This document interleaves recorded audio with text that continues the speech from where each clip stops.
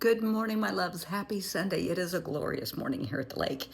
And I'm sorry for those of you back east in the Midwest. I know March and April can be tricky. You're still getting snow, ice, cold weather. Here in Arizona, my loves, it is time for shorts. Absolutely, positively. It is in the 80s. Our early summer has begun officially. So, weekends after work, you will find me in my cutoffs, a t-shirt and cutoffs, my flip-flops. That is my attire when I'm not suited up at the office. I'm sorry. So, the topic for the day, the lake. I don't want to cheat everybody out of the lake. It's a beautiful morning. It's about 8. So, the topic for the day is enabling. There are people, we know people in our lives, whether they're family members, neighbors, friends, co-workers, whatever, that you just love to the moon and back, but they have issues. Now, whether that's an addiction, is attention-seeking behavior, mental health issues, they got problems. And it's really difficult as their friend because you don't want to see them unhappy, in pain, and miserable and sad. We want to lift each other up and encourage each other. So I'm going to give a very benign example. We're going to say somebody who is trying to stop smoking, okay? That's a toughie. I remember when my parents quit smoking. My mom's blood pressure went through the roof. My dad started having a few more coronary issues. It was just the withdrawal of the nicotine from their system. And it's evil. It's not easy. Now, my mom, being my mom, she kept a spare pack of cigarettes just in case. That was her. I disagree with that, but that was her. Daddy, he did a cold turkey. He did the best he could, and he did it. He really did. And to the best of my knowledge, I'm trying to think back. Daddy's been gone 10 years, the end of this month, actually, the end of April.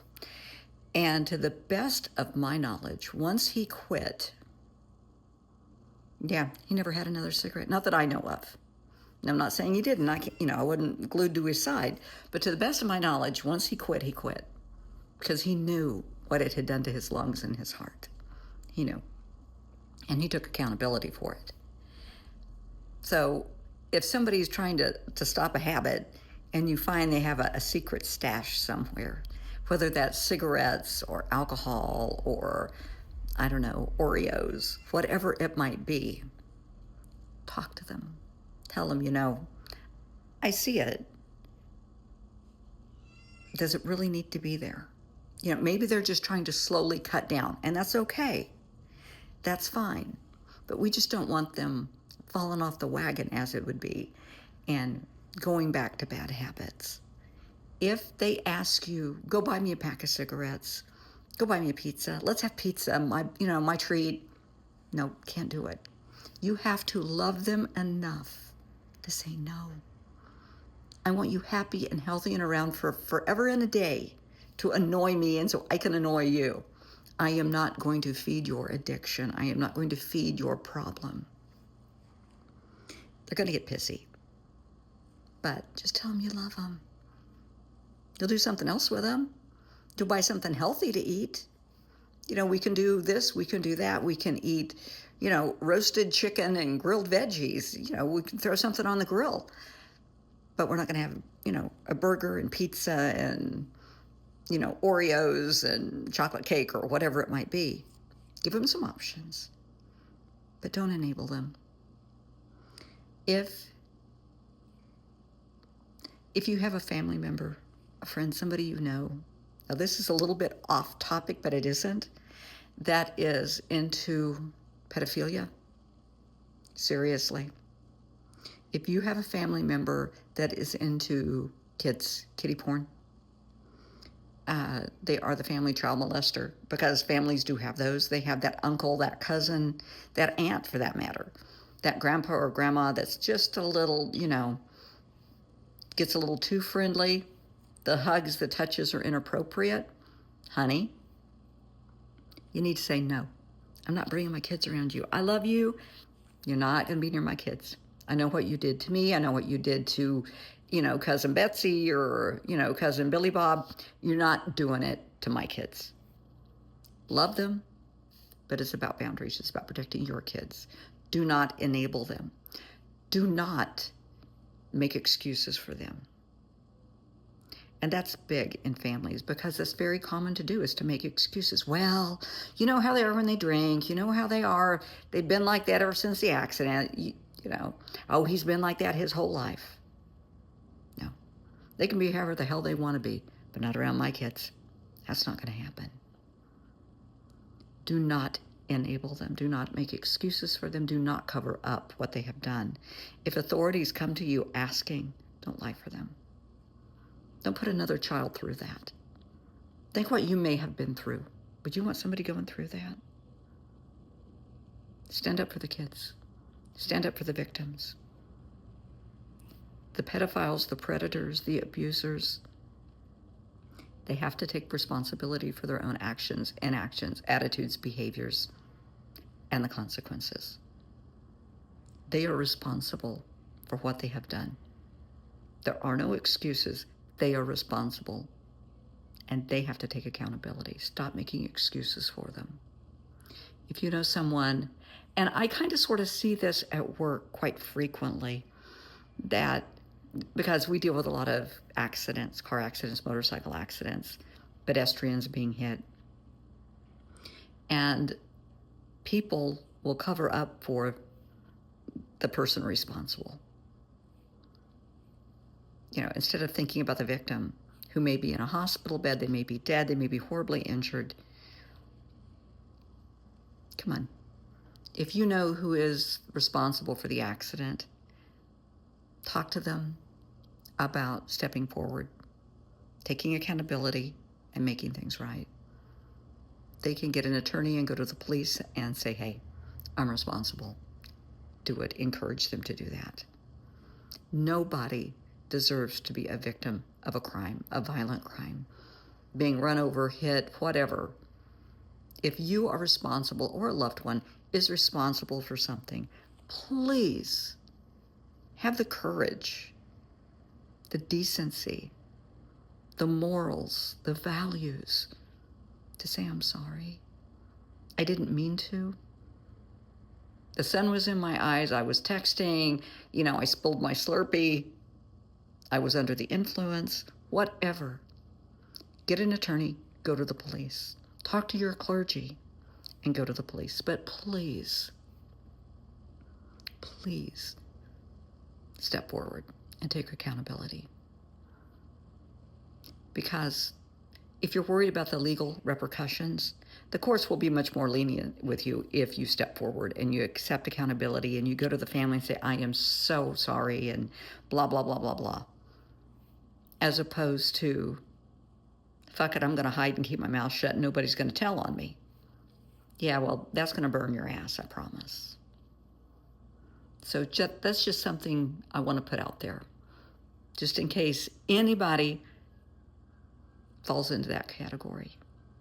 Because I deal with the victims and their families every day. When I say every day, I mean 7 days a week, because I'm on call. I know what they're going through because of someone's inattentiveness. When somebody's under the influence, they spilled their Slurpee, they're yelling at the kids in the back seat, whatever, and somebody gets hit and seriously injured or killed. You would be surprised because I talk to the families every day, just hearing, I'm sorry, I didn't mean to. An apology can go a long way. It can. Being sincere can go a long way. Excuses, please. They're a dime a dozen. They don't mean shit to anybody. Take accountability. Grow a pair of balls, grow a pair of ovaries, whatever the case may be. Do the right thing, because you deserve to have a clear conscience. Accept accountability, accept the consequences for your bad. You did it, suck it up. They deserve the truth. Maybe they'll forgive you. You don't know until you find out. Now, lastly, enabling. Because I had a call the other night, Friday night maybe. So somebody called me, somebody I know, and they are just all kinds of upset. I don't know them really, really well. It's kind of a friend of a friend kind of thing, but I know them. They called all kinds of upset, just furious. They found out their significant other is cheating on them. And they are devastated. They are furious. How could she do this to me? I have been so good to her. Really? Because I know some things I'm not saying. And he said, well, okay, I mean, I'm not perfect. And I said, keep going. He said, you know. And I said, I know. He said, okay, I've had a girlfriend for about a year. He's in a relationship and he has somebody on the side. And now he's mad because his significant other's doing the same thing he is. I said, so it's the pot calling the kettle black? He said, Brenda, I don't know. It just hurt my feelings. It hurt my heart. I said, baby, I know it hurt your heart. How do you think she felt when she found out? What, do you think she knows?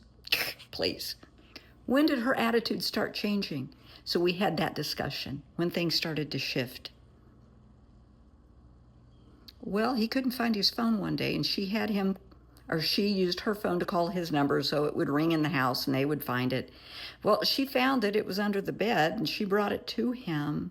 There were messages on it, but you know, on your screen, it will show some of the messages will be listed, and it was all from one girl, and there were photos and there were things being said. She didn't open his phone. It was just there staring her in the face. And he said, she slammed that phone down on that sofa and walked away, and nothing's been the same since. I said, she saw it. He said, that never dawned on me. I said, no, it didn't. You were so enthralled with opening those pictures and getting back to your girlfriend. You ignored her feelings and her. We had a discussion about that. And he said that his friends knew what was going on. He made them promise not to tell. They're enabling him.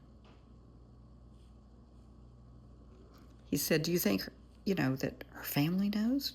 I don't know. I have no idea, but you might want to find out. Because if they know, they're enabling her. Two wrongs don't make a right. Enabling this behavior, covering up for friends, is stupid. Encourage them. Go to your loved one and have a conversation. Say, I'm not happy in the relationship. I have stepped outside the relationship. I know what you're doing. I saw your phone. I saw your wallet, whatever. Do not cover up for them, because then you're just as guilty as they are. You call yourself a good friend? Good friends don't lie for people. A good friend will hold them accountable. A good friend will say, hey, you need to do the right thing, Bubba. Sis, you go to him and you tell him the truth. And as far as his girlfriend, if you knew he was in a relationship, you're in the wrong. Don't poach. I don't care if he told you she's mean and evil and ugly and vicious. As long as they're together, stay out of it. Doesn't matter what he says. And just remember, whatever he's saying about her to be with you, he's going to say about you to someone else to be with them. Pattern and practice, my love. And karma will bite you square in the ass. So, if you love someone, if they are a friend, don't enable them. We're all accountable for our own actions, inactions, attitudes, behaviors, and the consequences. It's time for you to man up, grow up, own up. Don't enable people. Encourage them to be honest with themselves and with their loved ones. Thanks.